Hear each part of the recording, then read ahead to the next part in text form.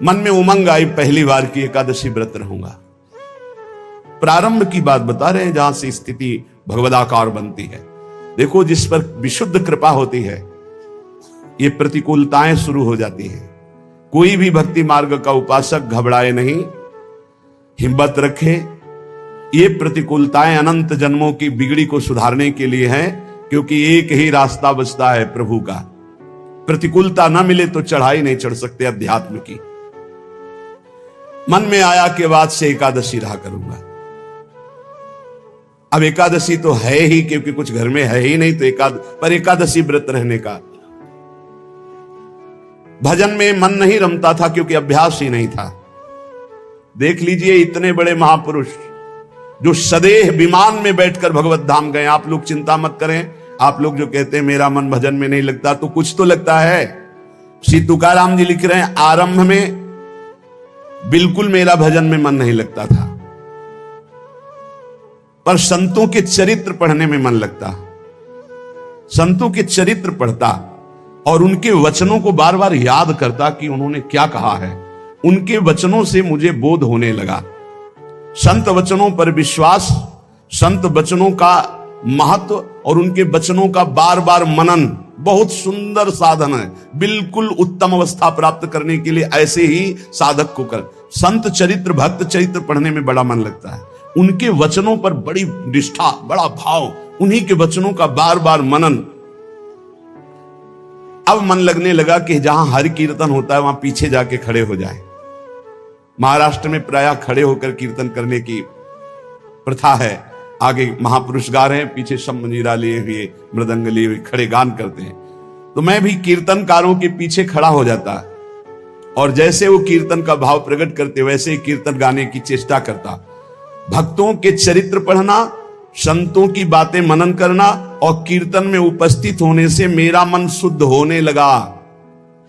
अब तो कीर्तन में मेरा मन बहुत लगने लगा। कीर्तन भजन करने वालों को जहां देखता तो साष्टांग दंडवत हो जाता और गिरकर उनके चरणों में प्रार्थना करता कि थोड़ा चरणामृत उतार लेने दो। तो वो मुझे चरणामृत उतारने का अवसर देते और जब मैं चरणामृत पीता तो मुझे अपार आनंद आने लगा। अब तो मेरी लज्जा चली गई। जहां संत को देखता, भक्त को देखता, कीर्तनकार को देखता, चरणों में लौट जाता और उनसे प्रार्थना करता कि आप हमको चरणामृत दे दें। वो हमारी दैन्यता देखकर चरणामृत दे देते। अब हमारे मन में आया कि शरीर को भारी कष्ट देकर भजन करो।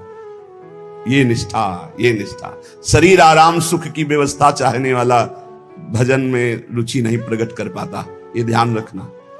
चाहे जितना शरीर में कष्ट हो, पर जैसे एक गरीब आदमी धन कमाने के लिए प्रयासरत रहता है, ऐसे भजनानंदी भजन के लिए प्रयासरत रहता है। रात्रि विषयी पुरुषों के लिए सोने के लिए अच्छी लगती है, भजनानंदियों के लिए रात्रि भजन के लिए होती है। थोड़ा विश्राम किया, जग के बैठ गए। बैठने की सामर्थ्य नहीं, फिर करवट ली हुई, लेटे हुए, आंख खोले हुए मंत्राकार वृत्ति। समय हुआ शौच स्नान, अपनी दिनचर्या। नींद कहां? जब तक भगवत साक्षात्कार नहीं तब तक नींद कहां, और जब भगवत साक्षात्कार हो गया तो नींद कहां? क्योंकि तमोगुण का पूर्ण नाश हो जाता है, त्रिगुणातीत अवस्था प्राप्त हो जाती है। यह निश्चय हुआ कीर्तन में जाने से, भगवत भक्तों के चरित्र पढ़ने से, भगवत भक्तों के वचन मनन करने से, भगवत भक्तों का चरणामृत पीने से, भगवत भक्तों के चरणांग में साष्टांग दंडवत करने से, कि शरीर को कष्टप्रद करके खूब भजन किया जाए। ये बड़े भाग्यशाली जो ये शब्द समझ पावे। शरीर को कष्ट रखते हुए भजन करना, चैन नहीं लेने देना, ये बड़े भाग्यशाली होंगे सो ये बात पकड़ पाएंगे। अब शरीर को कष्ट बैठे हैं, जैसे श्री महात्मा बुद्ध जी ने कहा, इहासने सुसत्य में शरीरम, मेरा शरीर इसी आसन पर बैठकर सूख जाए, हड्डी टूट जाए, मांस गलित हो जाए, लेकिन जब तक ब्रह्मबोध नहीं होगा मैं उठूंगा नहीं।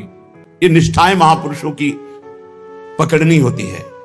शरीर को बहुत सुखद नहीं, उचित भोजन, उचित नींद, रात दिन भजन। मैंने भगवत भजन में शरीर को घिस डाला।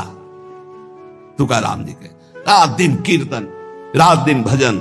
अब अच्छा लगने लगा तप, कष्टप्रद भजन, कष्टप्रद शरीर और खूब भजन अच्छा लगने लगा। ये मन का एक स्वभाव है, इसे भोगों में लगा दो तो ये भोगों की अभ्यास बढ़ाता चला जाएगा। और भजन में लगा दो तो भजन का अभ्यास बढ़ाता चला जाएगा। जब अन्न त्यागा, फलाहार में आए, तब फलाहार भी त्यागने की इच्छा जागृत हो गई कि सावन भर केवल जल पी कर रहेंगे, गंगा जल पी कर रहेंगे। बड़ा उत्साह, त्याग की तरफ करो तो मन क्रम बाई क्रम त्याग बढ़ाता चला जाता है, और भोग की तरफ बढ़ो तो मन क्रम बाई क्रम भोग बढ़ाता चला जाता है।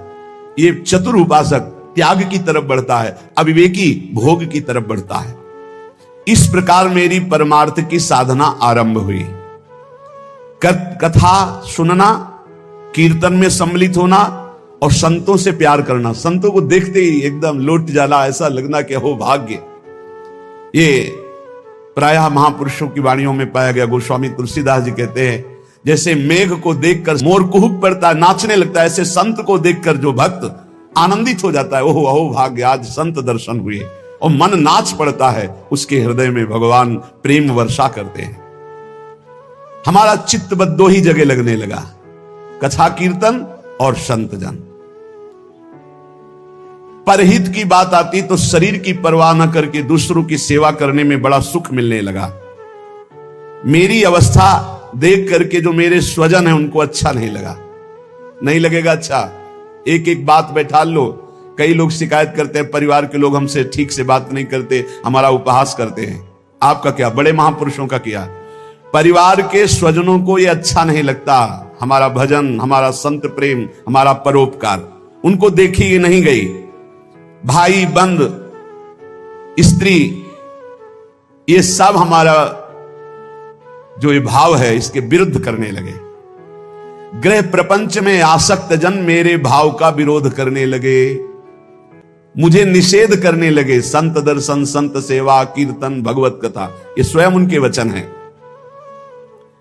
मैंने अपने हृदय में निश्चय कर लिया था, कठोर हृदय बना लिया था, हर दुख सहूंगा पर अब पांडुरंगा को नहीं छोड़ूंगा, अब विट्ठल को नहीं छोड़ सकता।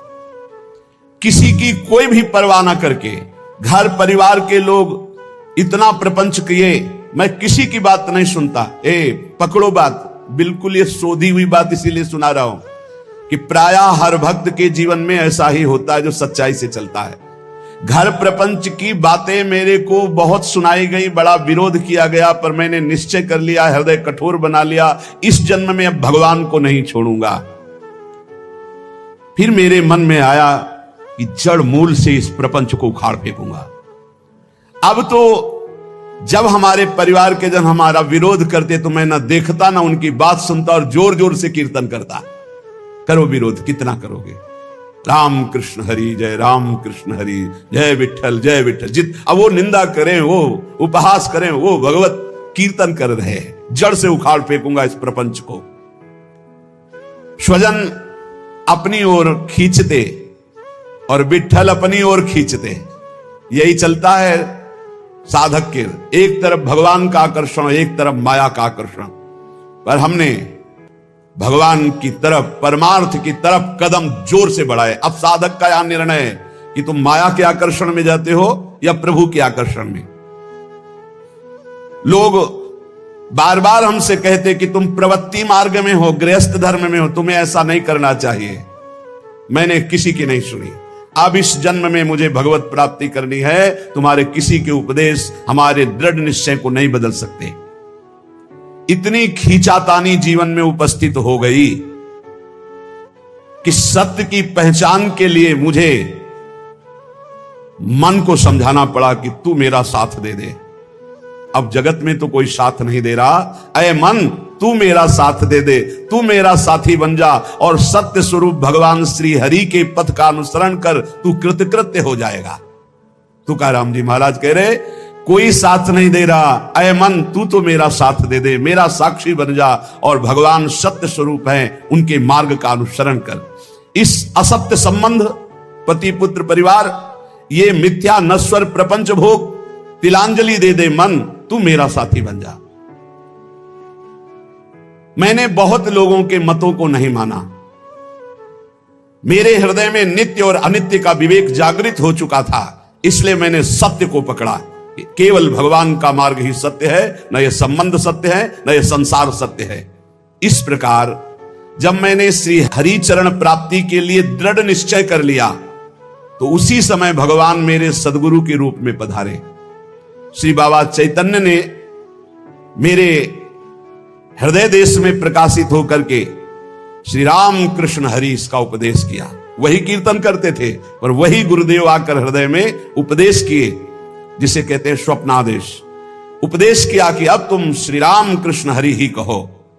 मैंने अब दृढ़ विश्वास कर लिया कि जो जप रहा था वो गुरुदेव ने दे दिया, अब तो किसी भी तरह मैं इसे नहीं छोड़ सकता।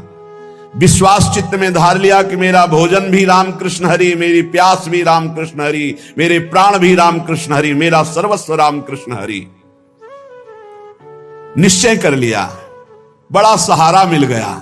पहले जपते थे, वही जब गुरु ने दिया तो बड़ा सहारा मिल गया, परिपक्व हो गया। अब तो बैठ करके 24-24 घंटे नाम कीर्तन, क्योंकि निश्चय पहले ही कर लिया था शरीर को कष्ट देकर भगवत भजन करना। ये बहुत जल्दी भजन रंग लाता है। जब चित्त लवलीन होने लगा तो मेरे हृदय में कविता की स्फूर्ति होने लगी। श्री हरि के लीला गुण प्रकाशित होने लगे, उनको कविता रूप में लिखने की स्फूर्ति हुई। श्री हरि का कीर्तन और श्री हरि प्रदत्त अभंग वाणी प्रकट हुई मेरे हृदय में।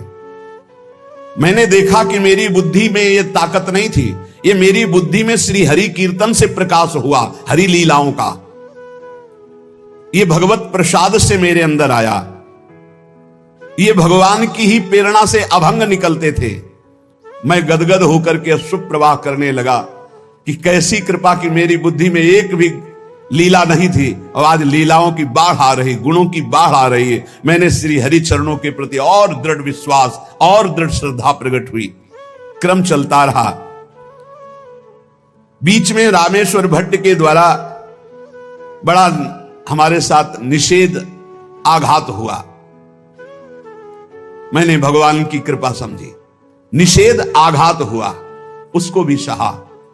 बड़े विघ्न डाले जाते हैं, ये माया भगवती बड़ी विचित्र है। भगवान की प्रेरणा से मैंने उसको भी सहा। समाज का विरोध, घर का विरोध, माया का नाना प्रकार तांडव, खाने को नहीं, हर अव्यवस्था। चलो भजन, यहां जरा सा कामना पूर्ति नहीं होती, बोले अश्रद्धा हो गई भगवान में। ये कोई भगत है? भगवान ही हमारे प्रीतम है, उन्हीं को प्रसन्न करना है, इसलिए नाम कीर्तन और सुंदर कवित्त रचना करके उनको सुनाता। जब मैं ऐसा करता तो बहुत लोगों ने मुझे अनुचित ठहराया। इन बातों को बहुत पकड़ना है, हिम्मत से चलना है। बहुत लोग विरोध करने लगे। जो मेरी लिखी हुई वाणी थी, बड़ा विरोध होने लगा। इस विरोध से मेरा चित्त यूं दुखी हुआ कि हे हरि, आप प्रेरित करते हो, सो मैं लिखता हूं, सो मैं गाता हूं, फिर ये विरोध क्यों? जब मुझे लगा कि मेरे हरि ही नहीं चाहते हैं, तो जितनी अभंग रचना की थी सबको लेकर के इंद्रयाणी नदी के दह में जाके डुबो दिया। विरोध कर रहे थे। भगवान के द्वार पर जाकर के, विठ्ठल भगवान के द्वार पे, न खाना न पीना, उदास बैठ गया। आप तो ही वाणी प्रकट करते हो, आप ही अभंग लिखाते हो, फिर इतना विरोध करवा दिया, जाके इंद्रायणी में डुबो दिया बाड़ी जी को। अब दर्शन करने वाले तो दर्शन करके चले जाते, ठाकुर जी का शयन हो जाता, फिर ठाकुर जी का मंगला प्रभात दर्शन होता, फिर ऐसे कई दिन व्यतीत हो गए, न खाना न पीना और चुपचाप द्वार पर बैठे रहना। दया आई पांडुरंगा को, साक्षात प्रकट हुए जब कोई नहीं था रात्रि में, वहीं दरवाजे पे पड़े रहते, और कहा कि मेरे भक्त को यह सहना पड़ता है, तुम मेरे प्रिय हो, मैं ये देखना चाहता हूं तुम कितना सह सकते हो। तुमने सहा, तुम्हारी वाणी जल में नहीं डूबी है, वो मेरी गोद में रखी हुई है। तुमने जल में डाला था, मैंने उसे गोद में लिया है। देखो सारे अभंग ज्यों की त्यों ऐसे मेरे पास है।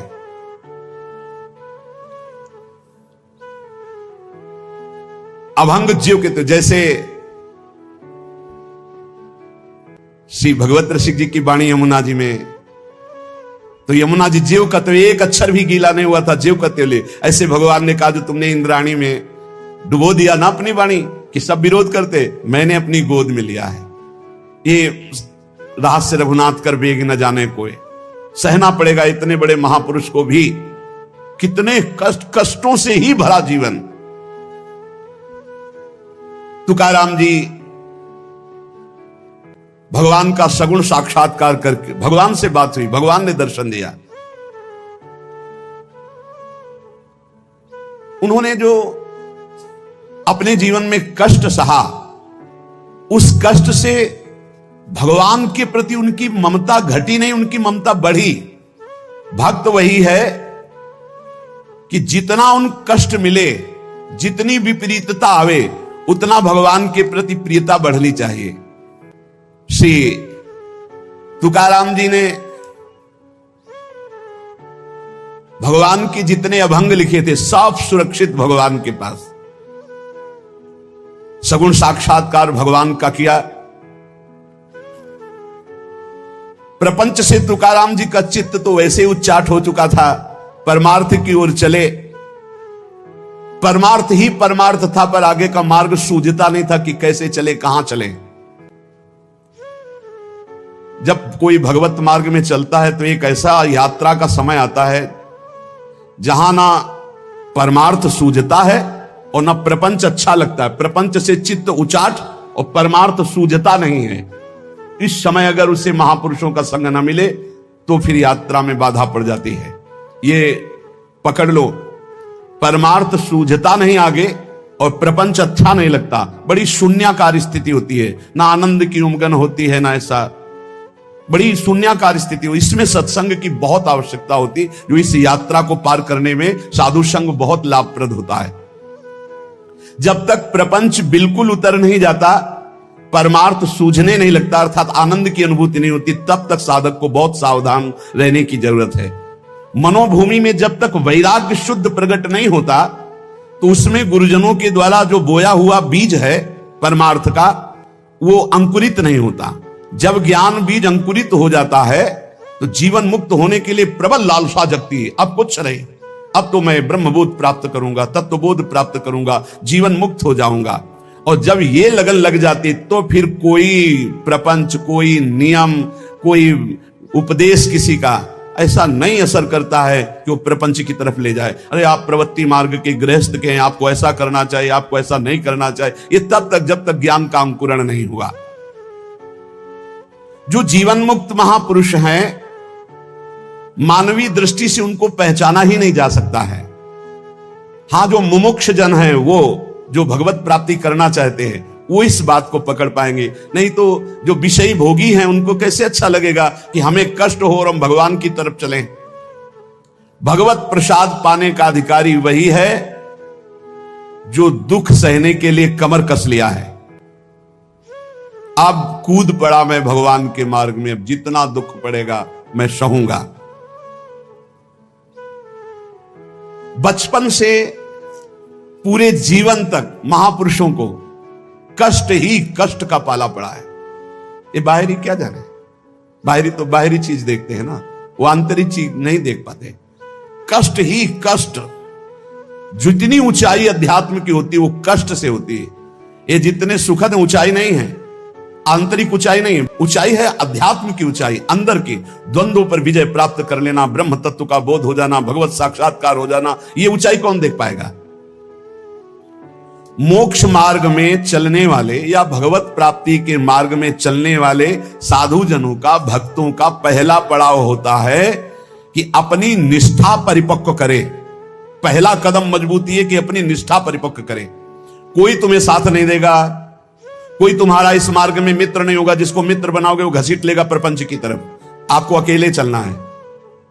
आज तक का पूरा खुद का अनुभव है, इस मार्ग में अकेले चलना है। इस मार्ग में हमको मरना है। जीवित मर जाए उलट आप में समाया है दिलगिरी। हर समय कष्ट, 1 मिनट का कष्ट, हर समय का कष्ट, पूरे जीवन का कष्ट। मृत्यु जब तक नहीं होगी तब तक का कष्ट। लेकिन उस कष्ट से ना उदास, ना निराश, ना हताश, पूरे जीवन की बात है। जब साधक पहले पड़ाव में दृढ़ हो जाता है, पहला पड़ाव यही है, सुख की तरफ आकर्षित नहीं होना, दुख से हमें मुख नहीं मोड़ना, तब उसे साधकों को सत्संग मिलता है, शुद्ध संत संग। उस संत संग से शुभेच्छा जागृत होती है, मुझे भगवत प्राप्ति करनी है। पहला पड़ाव, तुम्हें सुख घसीटेगा, कदम नहीं बढ़ा देना सांसारिक सुख की तरफ। दुख तुम्हें भयावह लगेगा, कदम उसी की तरफ बढ़ाना। यह है भगवत प्राप्ति के मार्ग का पहले साधक का कदम। पकड़ो, सुख घसीटेगा, सुविधाएं घसीटेंगी, सुख सुविधा की तरफ कदम नहीं बढ़ाना।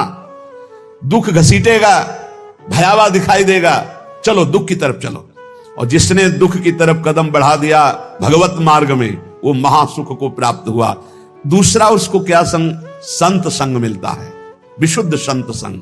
उससे शुभेच्छा जागृत होती, अशुभ कर्मों का त्याग और भगवत प्राप्ति की प्रबल इच्छा।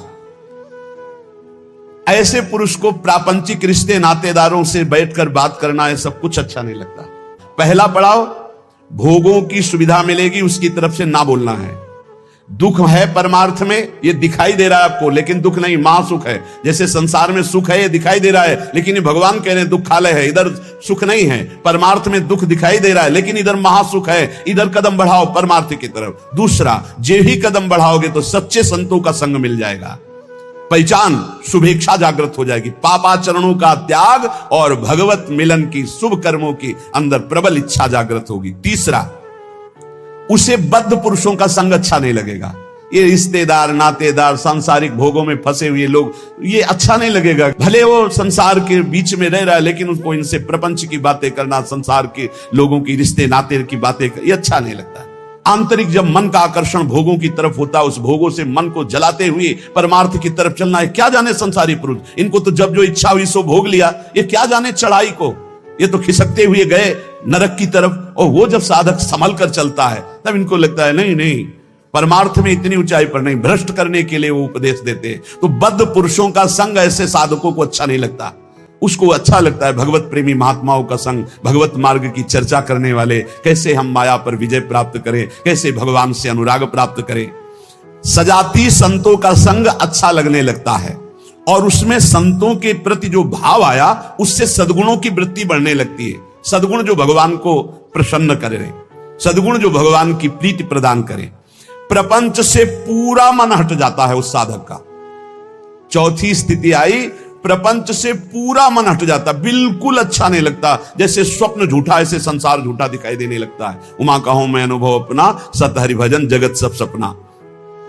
तब उसका हृदय बहुत ध्यान देने योग्य है, भगवान अपनी तरफ घसीटने लगते हैं। इतनी स्थिति के बाद ये संयोग वही बनाते हैं। श्री तुकाराम जी कहते हैं, फिर चित्त ऐसा घसीटते हैं, देव वसे ज्याचे चित्तिम त्याची घड़ावी संगति। ऐसा चित्त घसीटा कि अब तड़पड़ाहट प्रकट हो गई, व्याकुलता प्रकट हो गई, भगवत मिलन की चाह की। फिर भगवान सिद्ध सदगुरुदेव की समर्पण वृत्ति करवाते हैं।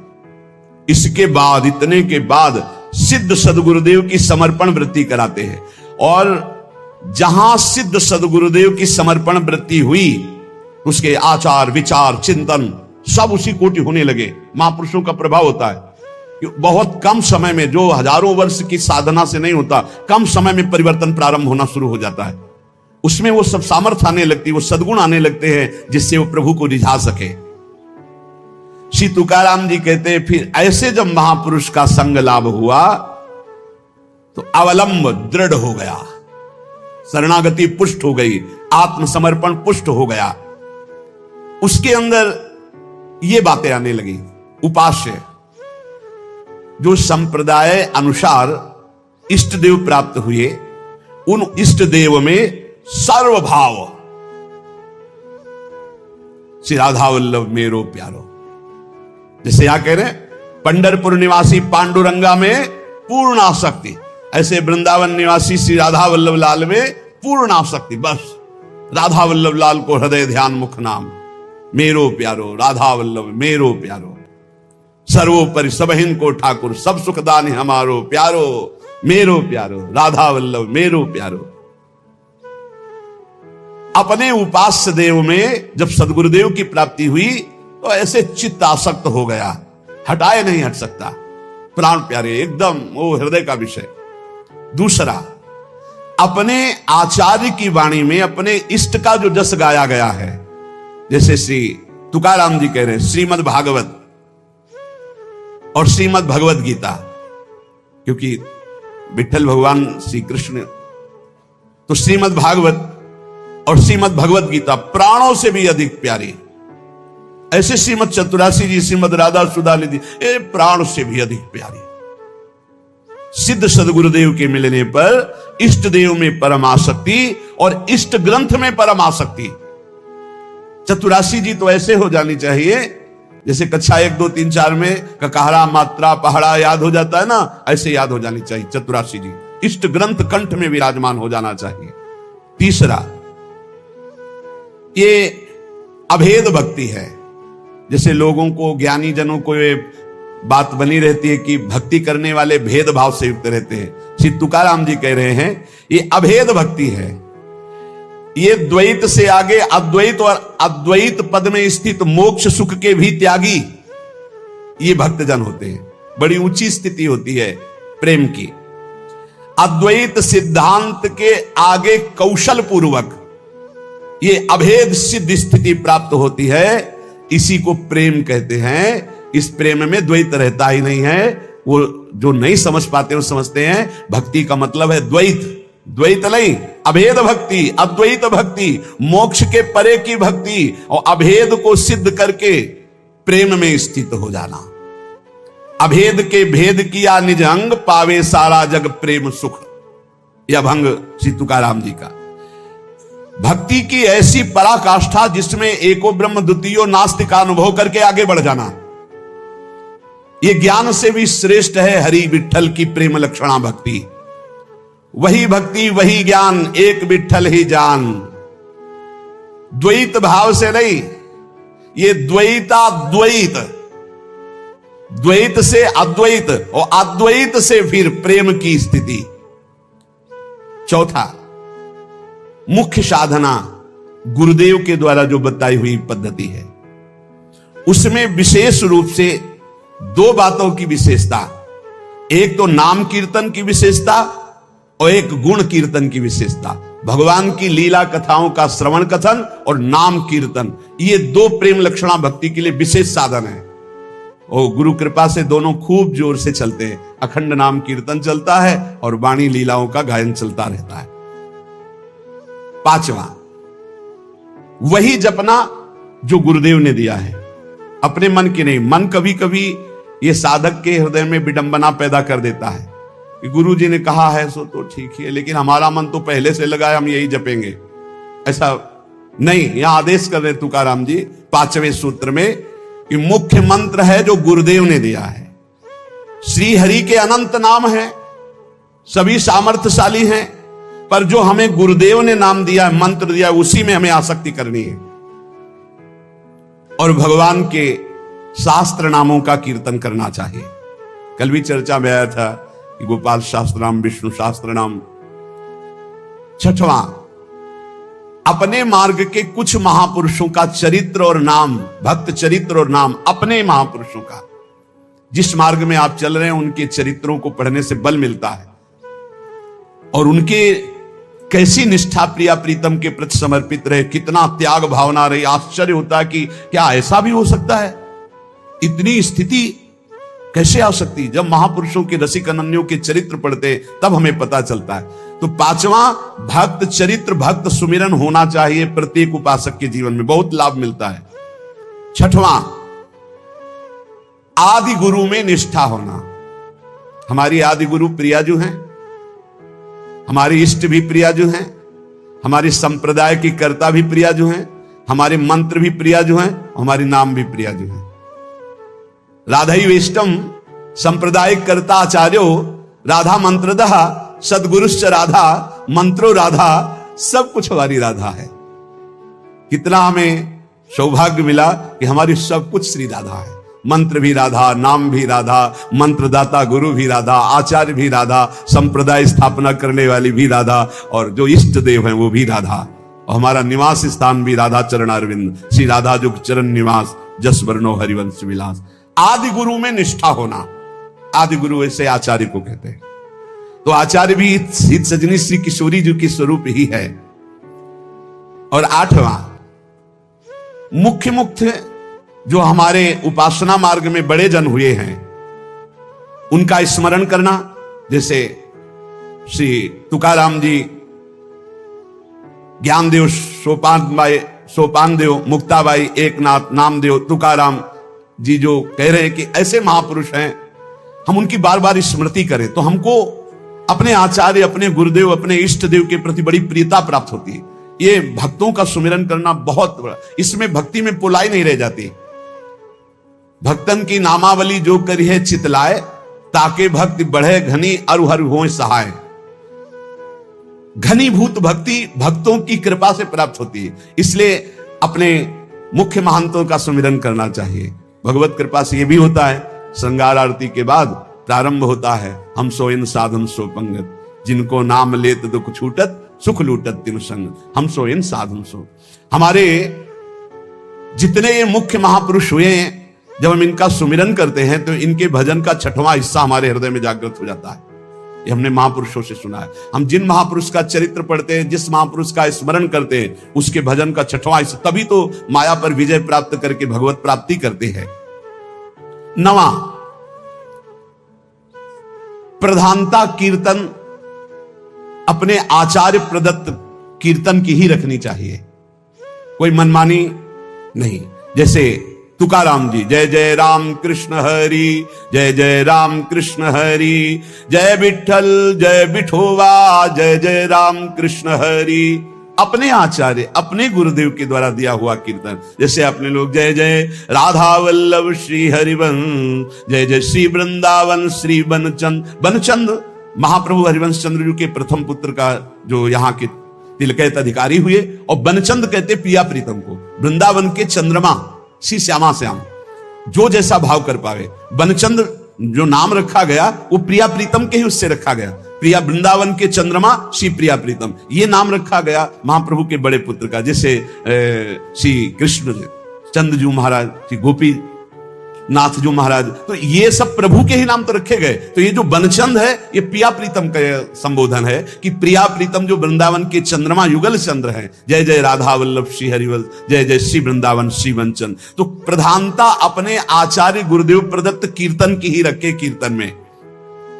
और पूज्य जितने विश्व के संत महात्मा हैं, विश्व के, भारत के ही नहीं, अतिथि संत भक्त, ये सब जो श्री कृष्ण से संबंध मानने वाले हैं, ये सब हमारे पूज्य हैं। ऐसी सदैव भावना रखे।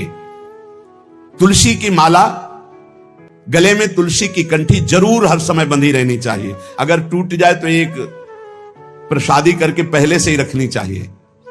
प्रत्येक साधक को एक प्रसादी तुलसी पहले से अपने पास रखनी चाहिए। कभी कंठी अगर भंग हो जाए तो जब तक उसे हम ठीक न करवाएं तब तक नई तुलसी की कंठी बांध लें, और अगर वो ठीक होने लायक नहीं तो यमुना में प्रवाहित कर दे, और अगर ठीक होने लायक है तो गुरु प्रदत्त कंठी पुनः ठीक करवा के उसी को बांधे। पर जब तक नई कंठी हमारे पास प्रसादी नहीं होगी तो फिर हमारा गला खाली रहेगा। 1 मिनट भी खाली गला नहीं रखना, ये हमारी वैष्णव पद्धति है। गले में तुलसी की माला और नाम जप के लिए तुलसी की माला, गले में तुलसी की कंठी और तुलसी की माला से ही नाम जप होता है। हमारा जो वैष्णव जनों का नाम जप होता है वो तुलसी की माला से होता है। श्री तुकाराम जी कह रहे हैं, महाव्रत, निरंतर भगवान का चिंतन करना, और जैसे उनके मार्ग में एकादशी व्रत रहना, रात भर कीर्तन करना, शिवरात्रि का व्रत रखना, कृष्ण जन्माष्टमी का व्रत रखना, और पंडरीकनाथ की यात्रा करके रात में जाके कीर्तन करना। 12वां महातीर्थ, अपने इष्ट देव के संबंध से जो तीर्थ स्थल हैं उनमें यात्रा करना या वहां वास करना। अपने लोगों को तो परम सौभाग्य स्वामिनी जी ने दे दिया, वृंदावन वास, नित्य उनकी लीला स्थली, यही लीला कर रहे हैं। महातीर्थ श्री तुकाराम जी अपने क्षेत्र में कह रहे हैं, जैसे पंढरपुर, त्र्यंबकेश्वर, आलिंदी, पैठण, सासवड़, चंद्रभागा और महान संतों के स्थान, गंगा, गोदा, यमुना, तीर्थ, काशी, द्वारिका, जगन्नाथ, इन सब की यात्रा करना वैष्णव जनों का। अपने लोगों की अनन्य निष्ठा व्रत 84 कोष सीधाम वृंदावन, बस ये अनन्य निष्ठा है। 13वां वर्ज, ये बातें कभी नहीं होनी चाहिए वैष्णव में। पराई स्त्री का काम भाव से स्पर्श, संयोग, दृष्टि, चिंतन, संभाषण पूर्ण रूप से त्याग होना चाहिए। पराई स्त्री की वैष्णवजन गृहस्थ भी होते हैं, वैष्णवजन विरक्त भी होते हैं। तो जो गृहस्थ हैं वो अपनी स्त्री में धर्मानुकूल, और जो विरक्त हैं भगवत भाव से। पहला वर्ज, पर स्त्री के प्रति दोष दर्शन, पर स्त्री के प्रति भोग वृत्ति की भावना बिल्कुल त्याग दे, नहीं भगवत मार्ग में आगे नहीं बढ़ पाएगा। बिल्कुल चिंता छोड़ दी, प्रभु का केवल चिंतन तुम्हारा कार्य है। भगवान की मांग है, वो चाहते हैं तुम्हें करना पड़ेगा। अनन्य चिंतन तो माम, बस इतना तुम्हारा कार्य है, अनन्य चिंतन, अनन्य आश्रय। फिर तुम्हें मांग नहीं करनी पड़ेगी। कैसी मांग करनी पड़ेगी? सर्वज्ञ, सर्वत्र, सर्वशक्तिमान और सर्वसुहृद, सुहृदम सर्वभूतानाम। विचार करो अब, जिसको हमने अपने प्रभु के स्थान पर विराजमान किया है वो सर्वज्ञ है, उसको बताने की जरूरत नहीं। वो सर्वशक्तिमान है, कुछ भी ऐसा नहीं जो उससे हो नहीं सकता। जो था, जो है, जो होगा, सब उसी से होता है। वो सर्वत्र है, तुम्हारे पास है, और वो आपको बहुत प्यार करते हैं। सुहृदम सर्वभूतानाम। फिर आपको क्या जरूरत है चिंता करने की? फिर आपको यह कहने की कैसे जरूरत पड़ गई कि हम आपको भोग लगा देंगे, आपका ये कर देंगे, आप हमारा काम ये कर दो? कितनी मंदबुद्धि है। ऐसे सर्व समर्थ स्वामी से काम करवाना चाहते हो? अरे ये आपका काम नहीं, उन्हीं का काम है। ये सृष्टि उन्हीं की है, उसी सृष्टि में तुम भी एक हो, वो सब कुछ देख रहे हैं। तुम जो गलती कर रहे हो, अभिमान कर रहे हो, कर्तृत्व भोक्तृत्व भाव रख रहे हो, यही तुम्हारी समस्या है। इस समस्या से उठो। एक आदमी ट्रेन के डिब्बे में दौड़ रहा था, इधर से उधर, इधर से उधर। एक बैठा विवेक की पुरुष देखा, अरे भाई क्यों दौड़ रहे हो? बोले हमें अमुक स्टेशन जाना है। अरे बोले तू बैठ जा, ट्रेन चल रही है, तू तो आराम से बैठ जा। बस ऐसे ही ये सृष्टि चक्र चल रहा है, तुम्हारे चला थोड़ी चल रहा है। काल चक्र घुमा रहा पूरी सृष्टि को, उसी में तुम घूम रहे हो। अब तुम घूमना बंद करो, पिस जाओगे इस घूमने में। बैठ जा आश्रय लेकर प्रभु का। जो प्रभु आज्ञा कर रहे हैं वैसी चेष्टा उन्हीं के बल से करो। कोई भी चाह प्रभु से मत करो। वो सब जान रहे, बिना मांगे अन मांगे आगे आवेगो, जीव पल लागे पल को। श्री स्वामी हरिदास जी महाराज के तुम्हें तो केवल हरिभज हरिभज, छाणी न मान नर्तन को, मति बंछे रे तिल तिल धन को, अन मांगे आगे आवेगो, जीव पल लागे पल को। हरि प्रतिपल तुम्हें केवल भजन करना है। भजन करने वाले के जीवन में प्रभु की कृपा कवच बनकर के उपस्थित हो जाती है। कोई उसे बाधा नहीं पहुंचा सकता, किसी भी तरह की आंतरिक न बाह्य। और प्रभु की कृपा कामधेनु बनकर के उसके पास रहती है। जहां जो आवश्यकता होती है वो बहुतायत, जिधर देखो बहुतायत, क्योंकि साक्षात भगवत कृपा वहां विराजमान है। इससे आप ऐसा ना कहें कि ये तो किसी महापुरुष के पास होती होगी। नहीं, भगवान के वचन की सत्यता है। और वो कह रहे सब पर मोरी बराबर दाया। लो प्रभु कहे, मानो ना ये बात, सब पर मोरी बराबर दाया। मैं सबको प्यार करता हूं, बराबर प्यार करता हूं, तो मेरे को समझ में क्यों नहीं आ रहा? क्योंकि दया का उल्टा करो, याद। तुम प्रभु को अपनी याद में नहीं बसाए, संसार को बसाए हो, इसलिए उनकी दया को तुम नहीं समझ पा रहे। तुम याद में हो तो उनकी दया का प्रतिपल तुम्हें अनुभव होगा। उपासक, ये श्लोक बड़ा महामहिम जो भगवान कह रहे हैं, जब तक ये बात नहीं आती तब तक उपासना रंग नहीं लाती। चराचर जगत मेरे भगवान का स्वरूप है। जैसे हम अपने शरीर के सुख दुख का अनुभव करते हैं, ऐसे सामने आए हुए जो भी व्यक्ति, पशु पक्षी, कोई भी, किसी को भी कष्ट है तो हम अगर कर सकते हैं, हमारे में है, तो हम उसकी उस दुख दूर करने की चेष्टा करेंगे, उसको सुख पहुंचाने की भावना में रहेंगे। पर ये तभी हो सकता है जब हम प्रभु को लेके चलेंगे, अन्यथा नहीं कर सकते। महापुरुषों ने संकेत किया है, कहां कहां किस तरफ जा रहा, पथिक पंथ की ओर निहार। शीघ्र संभल जा लक्ष्य ठीक कर, सावधान हो चाल सुधार। कहां कहां कहां जा रहा है, किधर जा रहा है, जाना किधर तुझे पता है, तेरा लक्ष्य क्या है तुझे पता है। कहां कहां किस तरफ जा रहा, पथिक पंथ की ओर निहार। शीघ्र संभल जा लक्ष्य ठीक कर, सावधान हो चाल सुधार। भूला मार्ग सदन निज भूला, भूला बोध रूप अविकार। भूल गया सर्वस्व सदा, प्रिय रूप नित्य सत सुख आगार। ठहर दौड़ना छोड़, देख टुक पल भर को निज ग्रह की ओर। मोह त्याग मुड़ पकड़ पंथ सुचि, सरल सुखद तज झूठा सोर। सत्वर चल चुपचाप नाम जप, देख सभी में नंद किशोर। सभी में सभी समय, मुस्काता प्यारा मुनि मंचोर। कहां जा रहे हो, तुम्हें जाना कहां है, किस तरफ तुम जा रहे हो। ऐ पथिक, ऐ उपासक, अपने पंथ की ओर चल, अपने मार्ग की ओर चल। शीघ्र संभल जा, अभी समय है, आगे तुझे समय नहीं मिलेगा। लक्ष्य ठीक कर, सावधान हो, अपनी चाल सुधार। लड़खड़ाना बंद कर, गिरना बंद कर। विषय आकर्षण से लड़खड़ा कर तो जो गिर रहा है ये ठीक नहीं है। तू भूले हुए मार्ग में क्यों जा रहा है, जहां भूल भुलैया ही है। ये संसार ऐसा भूल भुलैया का मार्ग है, आज तक कोई इससे निकल नहीं पाया है। भगवान कृपा करते हैं, निकले हुए संत महात्माओं का जब संग दे देते हैं और हम उनकी आज्ञा के अनुसार चलते हैं, तो इस भूल भुलैया में से बचा के वो हमें सही मार्ग, अपने घर का पता बता देते हैं। भूला मार्ग छोड़, सदन निज, अपने भवन की तरफ देख जहां तुझे जाना है।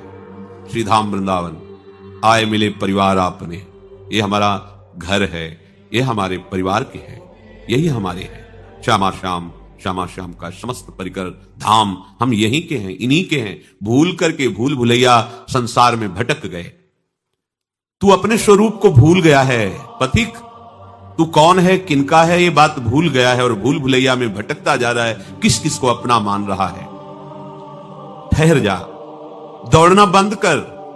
अरे एक क्षण तो पलट कर देख, अपने गृह की तरफ देख। घर के दरवाजे में खड़े घर वाले तेरा स्वागत करने के लिए तैयार, तू पलट तो, भूल भुलैया के मार्ग से हट और अपने घर की तरफ तो देख। क्यों नहीं मुड़ पा रहा, मोह में फंस गया है। ए पत्नी पुत्र परिवार संसार का ऐसा मोह पूछो मत। अपने प्राणों को न्यौछावर करने के लिए तैयार है, मोह नहीं त्याग सकता। मोह त्याग, मुड़, वो मार्ग तेरा नहीं। पकड़ पंथ सुचि, ये पावन मार्ग, निर्विघ्न मार्ग, इस पर चल तो अपने घर पहुंच जाएगा। ये सरल स्वभाव से महासुख प्रदान करने वाला भगवत मार्ग है। ये सत्य है। इस झूठे मार्ग में जितना भागते रहोगे संसार की तरफ, शोरगुल ही है, कुछ हाथ नहीं लगेगा। सत्वर शीघ्रता पूर्वक चल, चुपचाप मौन ग्रहण कर, नाम जप और देख सभी में तेरा प्रीतम विराजमान है। इससे मोह का नाश हो जाएगा। सभी में सभी समय तेरा प्रीतम मुस्कुरा रहा है। सबके हृदय देश में बैठा वो मुनिमन चोर तुम्हारे मन को भी चुरा लेगा। बस तुम मनन करना प्रारंभ कर दो, प्रभु का चिंतन करना प्रारंभ कर दो। जो भी तुम्हारे को अपना लगता है वो प्रभु को समर्पित कर दो। तुदीयम वस्तु गोविंदम तुभ्यमेव समर्पयामि। मालिक, अभी तक झूठे अभिमान के कारण मैं मानता रहा, मेरे से गलती हो गई। आपकी वस्तु को मैंने अपना मान लिया, मैं अपनी गलती मिटा रहा हूं, आपकी वस्तु आपको दे रहा हूं। तुदीयम वस्तु गोविंदम तुभ्यमेव समर्पये, आपके द्वारा दी हुई वस्तु ईमानदारी से आपको समर्पित कर रहा हूं। ये जो मैंने बेईमानी बीच में कर ली कि मेरा शरीर, मेरी बुद्धि, मेरा धन, मेरा परिवार, प्रभु इस भूल को आपकी कृपा से मिटाकर मैं आपको समर्पित करता हूं। ये सब मैं आप तुभ्यम समर्पये, ये मेरे द्वारा आपको समर्पित है। प्रभु भ्रम हो गया था कि मैं मालिक हूं, मालिक नहीं प्रभु, मैं आपका सेवक हूं, केवल आपका। जैसे घर में एक प्रबंधक रहता है, ऐसे आपको रहना है। नाथ सकल संपदा तुम्हारी, मैं सेवक समेत सुत नारी। जो कुछ है सब आपकी सेवा की सौंद है। नाथ मैं आपका सेवक हूं। प्रबंधक, सेवक, मुनीम ईमानदारी से सेवा करता है मालिक की आज्ञा के अनुसार। वो मालिक नहीं बन बैठता। अपनी गलती को मिटाइए, अभी परमानंद की वृत्ति उदय हो जाएगी उनकी कृपा से। ये आप चाहता नहीं, ये मन की चंचलताएं, मन की विवशताएं बहुत विचित्र हैं, नहीं सह पाओगे। सीधे समर्पित करो, उनके हाथ में डोर पकड़ा दो। वो इतने बलवान हैं कि ऐसी लगाम खींचेंगे, सही मार्ग पर घोड़े चलने लगेंगे। बहुत कृपालु है, बहुत, कैसे बताएं। वो सच्ची कहते हैं, जो पढ़ा था शास्त्रों में, संतों के जीवन में, वो परम सत्य है कि वो अनुभव करा देते हैं। परम सत्य, वो कैसे कृपालु हैं, आगे चलकर आपको पता चलेगा। केवल रोते रहोगे, उनकी कृपा को रोते रहो। वो इतना प्यार करते हैं प्रभु। अभी लगता है वो दिखाई तो देते नहीं, कहां प्यार, कैसा प्यार। वही वो हैं, वही वो है, दूसरा नहीं है। वो अनुभव में आ जाएगा। बहुत सी परेशानियां जो आप बोझा ढो रहे हैं, वो इस गलती के कारण कि आप मालिक बन गए हैं। तत्काल समस्त समस्याओं से निपटने का एक उपाय है, आप अपने को मालिक मत मानिए। जो भी है प्रभु को मालिक हैं, वो मालिक, बस हैं को मानना है आपको। सच्ची मानना समस्त समस्याओं से सुलझने का एकमात्र उपाय। प्रभु को अपना वास्तविक मान लो और उनकी जगह पर किसी को मत बैठा लो। फिर हम आपसे वही प्रार्थना करते, सोचो आप प्रभु की जगह के आप प्रभु के लिए सुरक्षित रखे हो? नहीं। चंद रुपयों के लिए, चंद भोग सामग्री के लिए, चंद सम्मान के लिए हम अपने प्रभु को भूल जाते हैं। सम्मान को प्रभु मान लेते हैं, भोग को प्रभु मान लेते हैं, धन को प्रभु मान लेते हैं। थोड़ा सा कोई प्रकट में सहयोग कर दे, उसको हम प्रभु से ज्यादा मान लेते हैं। प्रभु के लिए केवल प्रभु, बस। प्रभु माने तो स्वामी, स्वामी के स्थान पर केवल प्रियालाल, दूसरा नहीं। हमारी स्थिति अभी नहीं बन पा रही।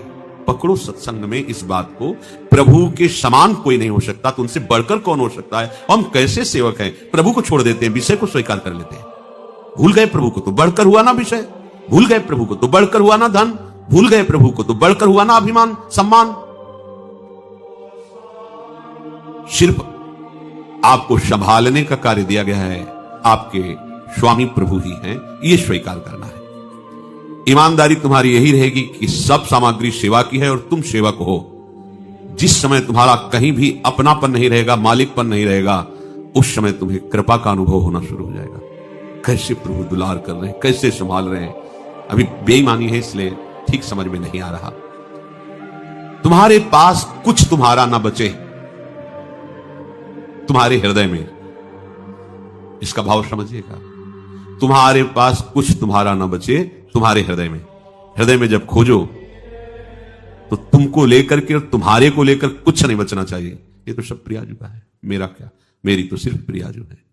अब आपकी जो आनंदमयी वृत्ति उठे, इसीलिए आनंदमयी वृत्ति नहीं उठ रही सब भगवत कार्य करते हुए भी, देख लो आप, क्योंकि आप भगवत कार्य करने वाले हैं, आपके पास सब है। वो भी बात नहीं, वो जो बात अध्यात्म की ऊंचाई पर पहुंचाती है, तो आप अपने हृदय में खोज कर देखिए, प्रभु के सिवा कोई नहीं होना चाहिए, ना मेरा ना मैं। बोले तो बहुत बड़ी बात है, इससे भी बड़ी बात है नाम। जब नाम को स्वीकार कर लिया तो नाम के आगे ये सब छोटी बात है। जब प्रभु आ जाते हैं, प्रभु की सारी महिमा प्रकाशित हो जाती, तो और क्या बात। अभी आप समझ नहीं पा रहे, ये जो नाम है ना, बहुत बड़ी सामर्थ। आप समझिए, ये नाम के प्रति जो आपकी महत्व बुद्धि नहीं हुई, इसीलिए रोना धोना है कि अरे हम ऐसा नहीं कर पा रहे। हमको समझ तो आती है पर हम चल नहीं पाते, क्योंकि हम माया में फंसे हुए हैं। महापुरुष जब कहते हैं साधन नाम सम नहीं आन साधन, नाम सम नहीं आन। जपत शिव शनकादि सारद, नारदादि सुजान। साधन नाम सम नहीं आन। ज्ञान समुद्र वैराग्य की मूर्तिमान स्थिति भगवान शिव में हर समय विराजमान रहती। उनके जैसा वैरागी कौन होगा और उनके जैसा ज्ञानी कौन होगा? वंदे बोधमयम नित्यम गुरुम शंकर रूपिणम। पर वो क्या करते? निरंतर नाम जपते रहते। शनकादि ब्रह्म स्वरूप है, हरिशरणम निरंतर रटते रहते हैं। सबकी बुद्धि को प्रकाशित करने वाली महामहिमामयी सरस्वती जी निरंतर नाम जप करती हैं। और देवर्षि नारद जी तो वीणा में गुणगान करके जीवित ही रहते हैं। उनका जीवन ही है नाम गुणगान करना। इस कलिकाल में जिसके हृदय में बात बैठ गई, समझ लो कि सब कुछ पा गया। आपसे और कोई साधन सफलतापूर्वक हो पाना अब बहुत कठिन है। और जो भी और साधन सफलतापूर्वक होंगे भी तो वो नाम के समान फल प्रदान नहीं कर पाएंगे। जैसे बहुत सी साधनाओं का वर्णन है, योग आदि, ज्ञान, तपस्या, यज्ञ आदि। कैसे हो सकता है? अभी यौवन अवस्था में प्रवेश हुआ है, high blood pressure, low blood pressure, ये वो योग करेगा, वो तपस्या कर पाएगा? कहां स्थिति रह गई है? कहां है? शरीर का इतना प्यार उदय हो चुका है कि भगवान बहुत लघु लगते हैं, शरीर ही भगवान लग रहा है। कैसे साधना बनेगी? अगर साधन शब्द से जुड़ा जाए तो जो शास्त्रों में साधना लिखी हुई है असंभव सा है। यम नियम संयम प्राणायाम प्रत्याहार ध्यान धारणा समाधि। सोचो कैसे महापुरुषों ने तप किया, कैसे साधनाएं संपन्न की, उनका हृदय तब पवित्र हुआ। वो सब नाम कर देता सहज में। गोस्वामी जी इसीलिए लिखते हैं, कलि केवल मल मूल मलीना, पाप पयो निधि जन मन मीना।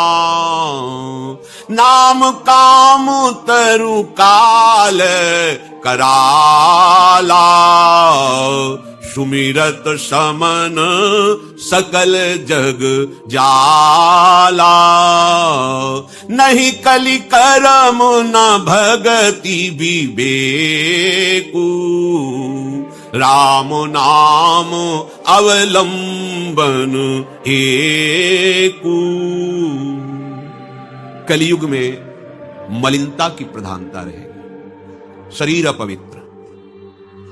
शरीर को सजाने में प्रियता है, लेकिन पवित्रता क्या है यह ज्ञान नहीं है। शौचाचार की पवित्रता का बिल्कुल ज्ञान नहीं, बस सजाने की प्रियता है। बाहर से चिकना दिखना चाहिए, लेकिन वो पवित्र है कि नहीं उसको ज्ञान नहीं है। बिल्कुल पता ही नहीं शौचाचार का, पशुवत आचरण है। देखने को मिलते हैं खड़े खड़े लघु शंका कर रहे हैं, मुंह में बीड़ी ऐसे, वही जनेंद्री को छुआ ऐसे कर, ना हाथ धोना, ना आचमन करना, ना पैर धोना, बिल्कुल पशुता का आचरण है। भला पवित्र शरीर है तो मन तुम्हारा पवित्र कैसे हो सकता है? तुम्हारे आचरण पवित्र है, तुम्हारा शरीर पवित्र है। शौच गए वैसे ही, जैसे हाथ धोया उससे साबुन ऐसे निकल पड़े कपड़ा, वैसे सब पवित्र। पूरे घर में वो पूरा घर अपवित्र। तो समझते हैं कि हम बहुत स्वच्छ, बहुत वीआईपी है। वीआईपी का मतलब बहुत अपवित्र हैं, उनको ये ज्ञान नहीं है।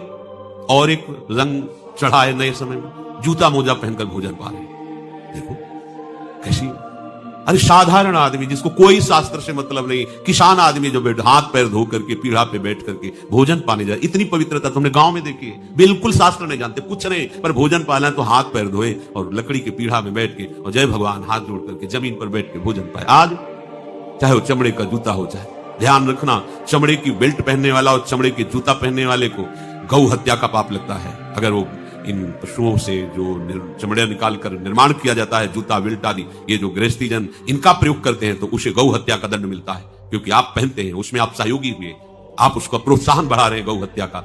ये अब वही सब पहने, वही सोच में कपड़े पहने हैं, वही भोजन में कपड़े पहने हैं, साधना होगी, पवित्रता ही नहीं जानते हैं।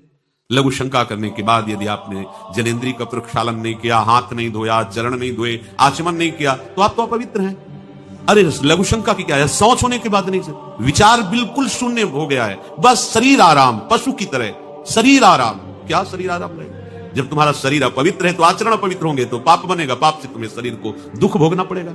बिल्कुल समझ खत्म होती चली जा रही। कली केवल मलमूल मलिना, ये नाना प्रकार के पापाचरणों की जो हमारी प्रवृत्ति बढ़ती जा रही है उसका कारण है खान पान अपवित्र, शरीर अपवित्र।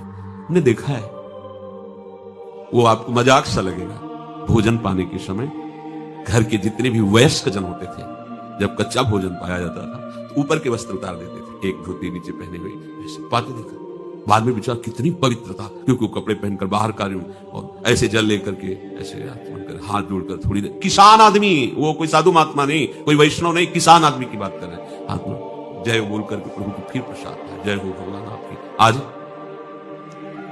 परोसने में अगर कहीं रोटी छू गई परोसने वाले को तो डांट लगती थी, पूरी रसोई जूठी करेगी, रखे थाल, हाथ धो, दूसरी थाल मिला। आज उसी से अमुक ले रहा है, उसी से अमुक ले रहा है, उसी से अमुक ले रहा है, वो शराब पीने वाला है, मांस खाने वाला है, गंदे आचरण, उसी से आप ले रहे हैं, वो तो समाज में चलता है, समाज में तो समाज को लेकर चलना ही पड़ेगा। भाई समझो, पवित्रता अति अनिवार्य है, इसे आप समझो। अगर आप अपवित्र पशुओं जैसे, तो आपकी बुद्धि भी पशुवत आचरण करेगी, आसुरी भाव को प्राप्त हो जाएगी। पवित्रता शरीर की आपको एक फल देगी कि आपका मन पवित्र होने लगेगा, क्योंकि शरीर से आसक्त मन है और मन से आसक्त आप हो। जहां आपका मन पवित्र, अच्छे विचार, अच्छा मार्ग, अच्छा निर्णय बुद्धि करेगी, आपको आनंद मिलने लगेगा। ऐसे नहीं है कि आप जैसे पशुवत आचरण करें। बड़ी अपवित्रता बढ़ रही है, अपवित्रता को तो कोई समझ ही नहीं रहा इस विषय को।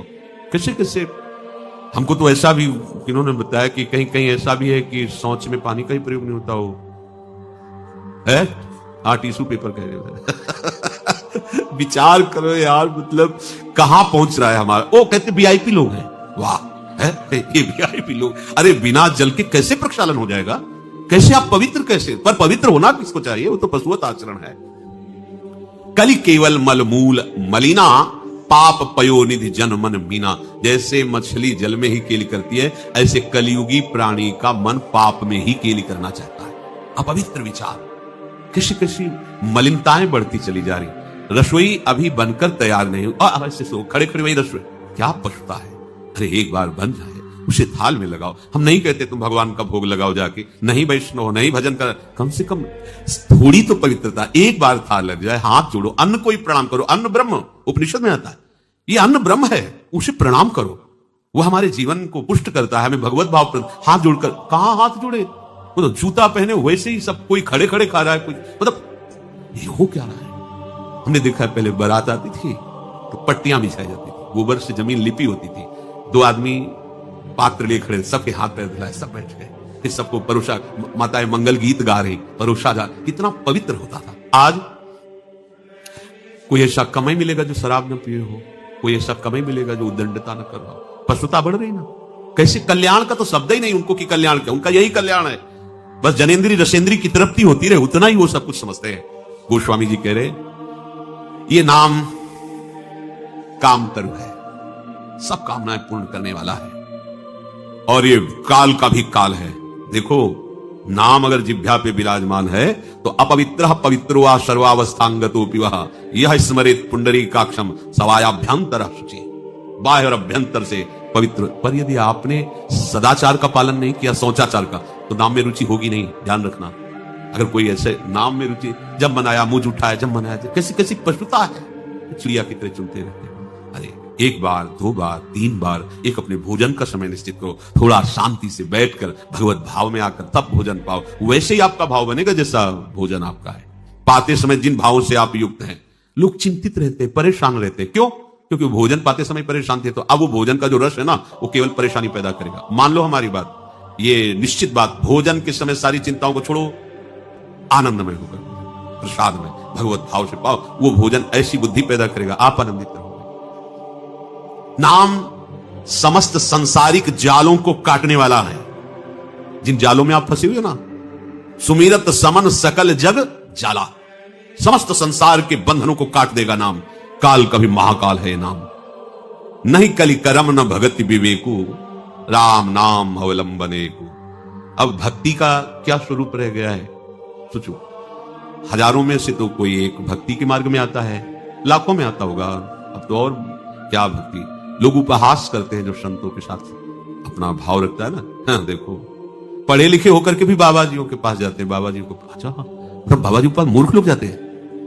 लोग क्या सोचते, मतलब जिनको कमाया नहीं गया, जो दिमाग में पढ़े लिखे नहीं, मूर्ख हैं, घर में लात मार के भगा दिया गया है, या वो पत्नी ने डिवोर्स दे दिया है, अब कोई है तो बोले एक ही उपाय बचा, बाबा जी बन जाओ। तो उनकी दृष्टि में रहता है बाबा जी मतलब सबसे निकृष्ट आदमी, पढ़ा लिखा आदमी क्यों बाबा जी बनेगा?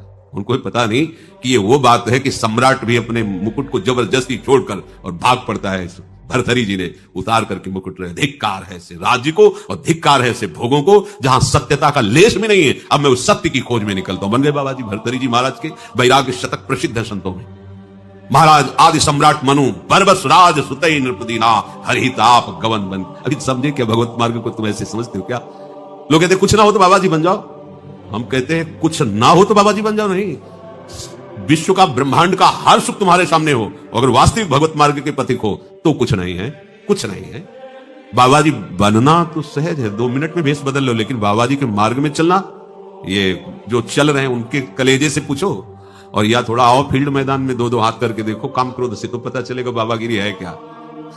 मच्छर की तरह जी रहे हो, मच्छर की तरह भुनभुना रहे हो, केवल जब जो विषय आया मार तमाचा गिरा दिया। तुम जानते हो क्या बाबागिरी क्या होती है? एक बार खड़े होकर के देखो इस मार्ग में, छत में क्या हो रहा है नीचे से थोड़ी देख पाओगे। आओ ऊपर आओ, हर सुविधा देंगे, 5 महीने हमारे अनुसार रह के दिखा दो, हर सुविधा देंगे, खान पान भोजन वस्त्र, पर जितने शासन में बाबा जी जैसे रह रहे वैसे रह के दिखा दो। न टेलीविजन है, न मोबाइल है, न संसार का कोई मनोरंजन है, सात्विक भोजन है, रात दिन एकदम शांत, और मन को प्रभु में लगा के दिखाओ। ऐसे नहीं कैसे पड़े हो, प्रभु में मन को लगा, भाग जाओगे छोड़ के पता नहीं चलेगा कि कई बजे भाग गए। ये बाबागिरी, इसको खिलवाड़ न समझा जाए, ये बहुत बड़ी बात है जो भगवान अतिशय कृपा करते हैं। अतिशय कृपा राम की होई, पाव देह या मार्ग सोई। ऐसा तो खेल समझते हो, इसे खिलवाड़ समझते हो। आओ आओ तो तब तुम्हें पता चलेगा कि क्या होता है, कितने भाग। काम की मार जब पड़ती है ना, त्राहिमाम मचता है, ऊपर लाठी चला दो तो सह सकते हैं, लेकिन मन में जब मार पड़ती है ना, वही टिकता है जो प्यारी जी के चरणों के भरोसे है। देख, चाहे जितना दिग्गज सूरवीर हो, चिगाड़ के भाग जाएगा। ये मार्ग ऐसा थोड़ी है, आंतरिक मार सह पाना बड़ा मुश्किल है। बाहरी चोट सब सह सकते हैं, लेकिन आंतरिक चोट को कोई महात्मा सहता है। सहत सहत बाढ़े भगत गृहतन गुर हितगार। जब एक सरकारी आदमी हो जाता है तो उसकी कितनी महिमा हो जाती है। फ्री ट्रेन में फ्री चलो, परिवार तुम्हारा फ्री चलेगा, बंगला फ्री, गाड़ी फ्री, नौकरी छोड़ोगे तो पेंशन। हम अखिल लोक ब्रह्मांड नायक के पार्षद हैं, तुम्हें लगता है फ्री खा रहे हैं, बेईमानी का खा रहे हैं? अरे मेरे मालिक का अनंत ब्रह्मांडों का वैभव, उनका दास हूं। पूरा विश्व ब्रह्मांड हमारा, हमारे बाप का, जितनी बैंकें हमारे बाप की, बिना दस्तखत के, बिना चेक के, हर चीज हमारी सुविधा में। किसके कारण? आगे तुम भी तो चाहते हो, चल के दिखाओ। आओ 10 कदम चलो हमारे साथ जोड़ में, तो पसीना आ जाएगा, भाग जाओगे। किसी है 11 बजे तक सोते हो, बाबा जी बोलोगे? अभी कौन जग रहा होगा? सत्संग में बैठे हो, जो 2:30 बजे से लाइन में खड़े, कौन जग रहा होगा? वही जग रहा है जो जग रहा है, जो परमार्थ में जग रहा है वही जग रहा है। नहीं, अब 10-11 बजे, हमें तो 10-11 बजे सो के उठना दिन में होता है। बोलो, सारी की सारी दिनचर्या होके विश्राम का जब समय आता है, चलो थोड़ा उस समय वो जग रहे होते हैं। बाबा जी बोलो, केवल कहने का है। तो गोस्वामी जी कह रहे, कली केवल मल मूल मलीना, पाप पयोनिधि जनमन मीना। क्या उपाय है?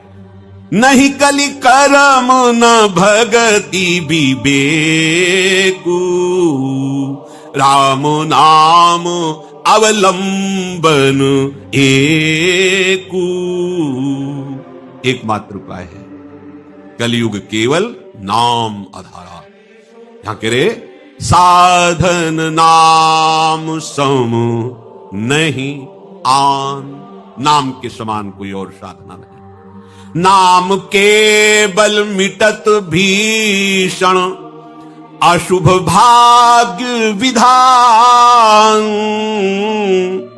नाम बल मानव लहत सुख, सहज मन अनुमान। साधन नाम सम नहीं आन। नाम का जो आश्रय ले लेते हैं, नाम का रटन करते हैं, तो भीषण अशुभ भाग्य विधान को नाम नष्ट कर देता है, पक्का। आप चाहो या ना चाहो, हमारे भाग्य में कहीं ब्रह्मा जी ने नहीं लिखा था कि वृंदावन वास करेंगे। हमारे भाग्य में कहीं भी गोरे चरणारविंद नहीं लिखे थे। हमारे भाग्य में प्रिया प्रीतम की सेवा नहीं लिखी थी। ये लिखा है नए ढंग से हमारे प्रारब्ध को गुरु प्रदत्त नाम और मंत्र ने हमारे भाग्य के ऊपर ऐसे पोछा लगा दिया और नया रचना की। ये नई रचना है, हमारी कुंडली में नहीं है। निकलवा लो जाकर, आप अपनी कुंडली निकलवा लो, ज्योतिषाचार्य से जचवा लो कि कुंडली में कहीं वृंदावन वास लिखा है, प्रिया प्रीतम लिखे हैं कि हम उनकी दासी बनेंगे, उनकी सहचरी बनेंगे, उनकी सेवा में, कहीं नहीं लिखा है। ये तो अगर लिखा नहीं तो फिर हम भाग्यवान कैसे बने? ये देखो, नाम के बल मिटत भीषण अशुभ